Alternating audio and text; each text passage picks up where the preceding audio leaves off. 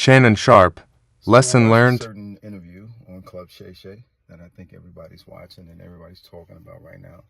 And you know, I I think Shannon Sharp, Mr. Sharp, I think it's time for you to change your format and leave these controversial interviews alone. And let's find something a little bit more productive and uplifting. And I say that because this particular interview is epic fail, man. It's gross. It's backfiring. Now it's gonna create more publicity for you for sure because this person's gonna and has Anyway, in my dealings with people, this is what I've learned. Anybody who is the hero or the victim in every story they tell, uh, somebody's always out to get them or how they rescued a certain person. And then everybody from their past that they no longer rock with, they get little nicknames and snide comments, and they talk bad about them. You know, little chain, high butt, pause, uh, stuff like that. That things. A person that you can't ask them a question without them now saying that you're not a safe place because you don't let me just say whatever I want to say, however I want to say it. A person to say, I'm glad my father wasn't around, you know, because I wouldn't be the person that I am today. And he was a narcissist. It just alarms me that you don't see that that's what you are. Um, oh, Jesus, it's so obvious. Like, you're not on the spectrum and you can't diagnose yourself as on the spectrum. To use that as, and then when somebody asks you a question about something you're saying, and when you said so many things and you say it in such a, it's an interview. An interview. I don't know if you're aware. It's a conversation, and in conversations, people ask questions, and I just don't. And for all the people out there who are like, she got more degrees than a thermometer, like, and she speak her mind, like, that's cool. You can speak your mind, but when you look around you and everybody that has been around you or been a part of your world, when none of those people are around anymore, who are you speaking your mind to except the internet? You're just talking to the phone. And I just want us as a people, I love this sister and I pray for her, but you don't speak for black people. Stop this. Don't do that no more. Stop speaking for black people. Speak for you and leave it right there.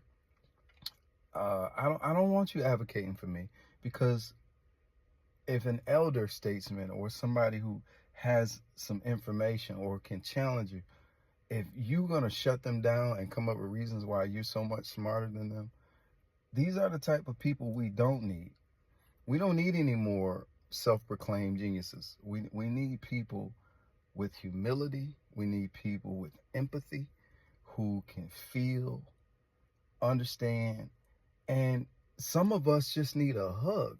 And we do need our fathers. Your father, I believe if your father had been, and it makes me wonder, why wasn't he there? What's the whole story? It's always more, is, and this interview, and y'all can say whatever y'all want to say about me, but this interview showed me that there's at least two sides to every story. And if a person says, you don't even care why I don't like you, talking about Issa Rae's publicist, I want to talk to you like you. I want to tell you why I don't like you. You don't want to know why, and you say no, that's your problem. You are not a person who is up for correction. You're not a person who's willing to face yourself. And if you can't face you, you don't have the right to tell me what's wrong with me. If you can't see your own fault, I heard no stories about when you did something wrong. Every story, you were the victim. That's crazy. I've experienced this before. So you tell what they did, but you don't tell why they did it. That's crazy. They just fired you just because they ain't like you. Why didn't they like you? You're not curious as to know why. See, here's the thing. There's a difference between book intelligence. Anybody who can sit down, read a book, focus, take a test, that is a skill.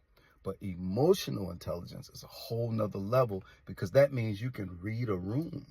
That means you understand people, and that takes empathy. Some people, or narcissists, or what's those other people, sociopaths, they can take that, psychopaths, they could take that information and use it and pretend it's empathy and use it to their own benefit to manipulate. Notice the word manipulate. So here's the thing. If you don't have the capacity to listen, hear, comprehend, if you're always the smartest person in the room, that is a problem. That means you cannot grow anymore. That means that you are done growing.